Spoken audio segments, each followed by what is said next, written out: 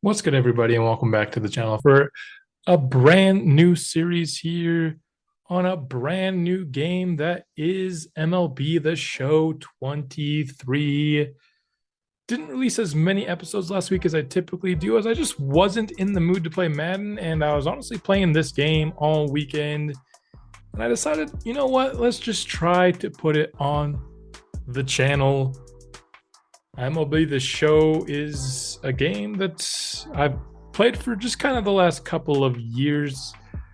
Haven't really followed baseball all that much, but I've started to recently. And the team we will be controlling here in MLB The Show 23 is the Oakland Athletics. Taking a look at their team, it says we're the second to last ranked team, but we're worst in contact, second worst in pitching, third worst in power.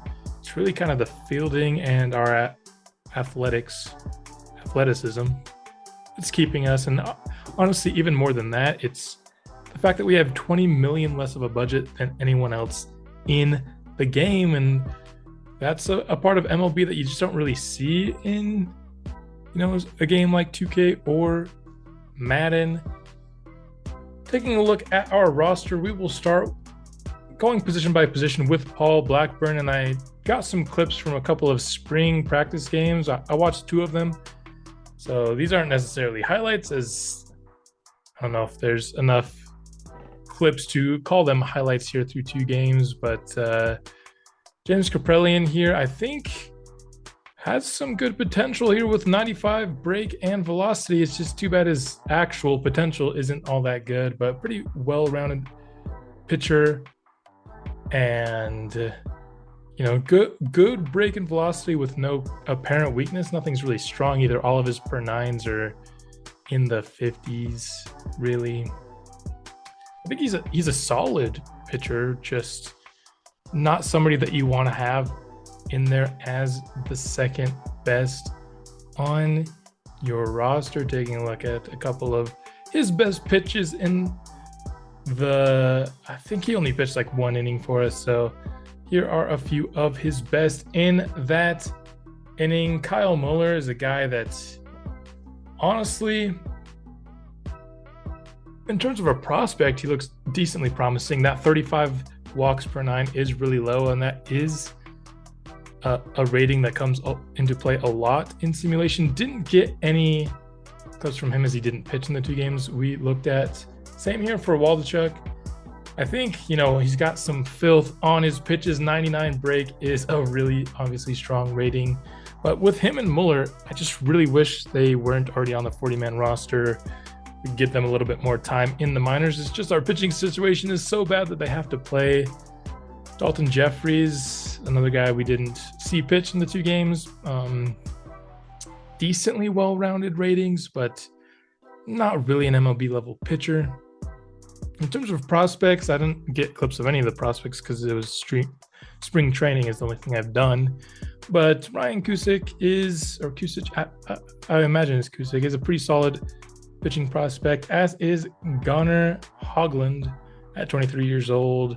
I think he has the kind of game that he could develop into really any kind of pitcher. He has no glaring weaknesses nor glaring strengths as well. And then last on the list of starting pitchers that we're just going to talk about for a second is Luis Medina. Has B potential, has decent velocity. Nothing else is really all that great in his game yet, though. Zach Jackson is our highest overall rated pitcher in the game, and obviously he has ratings all over the map, really high and really low. Not really an all-around pitcher, but once again, terrible walks per nine, which is not a rating you want low in this game. We did get to see him pitch, and I thought he did a pretty decent job. The game automatically has him as our closer, but that really low walks per nine makes me nervous to have him as our closer. Domingo Acevedo is another guy with 99 break. We see quite a few guys, honestly, on this team with break at 95 plus, so that's obviously something they've been trying to get in their pitchers. Didn't see him pitch in the two games we watched. We did get to see Sam Moll, who has 88 velocity and break. No super apparent weaknesses, but once again, We see it again that walks per 9 was his lowest rating. So this team just doesn't care if pitchers give up walks, apparently, as pretty much all their pitchers do. But really good looking pitcher from the little bit that we saw of him, but will that translate into the game? Danny Jimenez, also just saw him pitch for an inning. There's his best pitch. Good on you, but he's a pitcher. Chad Smith throws absolute gas, but he does not throw a fastball. So you love that he has 99 velocity, but you'd love to see it actually come into play with a fastball. He also pitched for us in one of the 2 games. We saw a few decent pitches, a lot of break there on that slider a couple of times. And then the guy who I think will be our closer this year is Trevor May. He also played 1 inning for us in the 2 spring training games that we watched, and I think he had the best inning of any pitcher that we saw. He struck out all 3 of the outs. He did allow, 1 hit in there, but 3 strikeouts in 1 inning. You love to see it.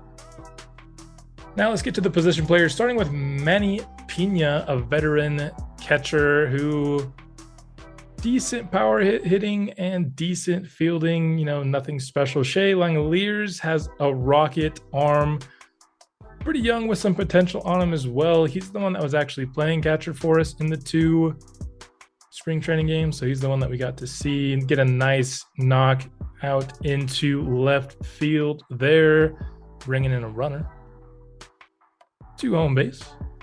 Tyler Soderstrom is easily the best prospect on this team. He is the only one in the top 100, rated at prospect number 23, and another young guy at catcher who projects to hit well, at least against righties, as he is a left-handed batter. Pretty all-around game. He can really kind of develop any way, just depending on how his pops go, on how he performs. Daniel Susek, also a very young guy, B potential. Right now, more of a fielder than a batter, and you'll see that a lot in the prospects in this team. But I really like where the catcher position is at, which I personally like, as that's one of my least favorite positions to draft. Seth Brown will be our first baseman this year. Best power hitting ratings on the team with 80 power right. By far the best single batting rating that we have on the squad. Will be taking over first base. Also has, surprisingly good fielding ratings, as you don't see like good fielding first baseman all that often. Does have some versatility to play some other positions, but he will play first base for us, and got himself a couple of hits in these games. Picks himself up a little RBI there, and just beats the throw to the first base on that one. And a nice little bloop out into right field there. Jesus Aguilar is one of the very, actually the only name that I knew that was on this team prior to starting this franchise. My knowledge of baseball, like I said earlier, isn't great. I just barely started following it. So I know a lot of the big names, and I knew Jesus Aguilar, but that's basically it. And he was also the only guy in these 2 spring training games that hit a dinger deep into right field. So hopefully he can be a good hitter for us. He is slow as death. Tony Kemp projects to be our starting second base. Very good vision rating, but not a really good pitcher. He's not a really good pitcher. That is a true statement, but not a really good hitter. Didn't get a hit in either of the 2 games that we watched. In terms of prospects, there's a couple that I really like, starting here with Robert Poisson, who is just 20 years old, has B potential, has some speed on him as well right now. Projected as more of a fielder than a hitter. Hopefully we can get those hitting ratings up, though. Probably going to have him play Double-A rather than Class A where he is right now. Same here with Max Muncy, where I have a couple of guys 20 years old, basically rated the same, B potential. Hopefully one of those players can break out and make our team here in the next few years. Jace Peterson is our third baseman. 91 fielding is quite good. Also not bad hitting ratings. He's like a decent all-around hitter against righties, and then he's a contact kind of only hitter against lefties. Not bad in the speed department either. And we really got to see that 91 fielding come into play here a couple of times, getting a double play here, tagging the runner and then throwing it over to first. And then, you know, like I said, also not a bad guy at the plate. And I think that's kind of what we see when the majority of our infield, as we look at now some prospects here with Zach Geloff. I'll figure it out at some point. But a lot of our infielders aren't like bad players. They're just not players that you maybe want to be towards the top of your team. I got Jeremy Eierman here, another guy with B potential. He's 26 years old and in the low 60s. Same here with Kevin Smith. So maybe one of those guys is good in the end. Our highest rated player for year one is 32-year-old Aledmus Diaz, who will play shortstop for us. Already a little bit old, so he's not going to get, you know, any better anytime soon on this team. Yeah, and this is the best overall wise that this team has here for year one. So probably not going to be a very fun year one if this guy who looks pretty all right, so I'm not gonna, you know, offend him too much here, but that shouldn't be the best player on your team. I'll just say that. Logan Davidson is a pretty solid prospect, 67 overall, 25 years old with B potential. Our outfield is pretty bad. Actually, I forgot that there was one other guy who has a power rating in the 80s. We have an 80 power event against righties here with Brent Rooker. 28 years old. He's still has some room to develop for sure. Has B potential at 65 overall. JJ Bleday, a little bit younger. Only 62 at 25 years old, though. So it's kind of up in the air whether he'll develop. Same here with Christian Patch. Excuse my ignorance when it comes to a lot of these MLB players that aren't like among the most well-known. Probably of all the guys that are on the MLB roster for this upcoming year, the guy that I like the most is probably Ramon Laureano. Is more of a fielder than a hitter, but his hitting ratings aren't terrible. Still at the age where he could develop a little bit more, maybe reach that potential if we have some good years early.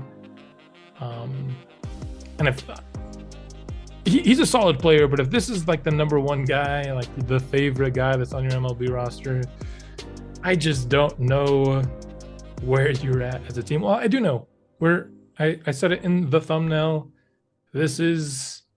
We're starting from the bottom. You know, there is technically, the game says we're the second worst team in the league.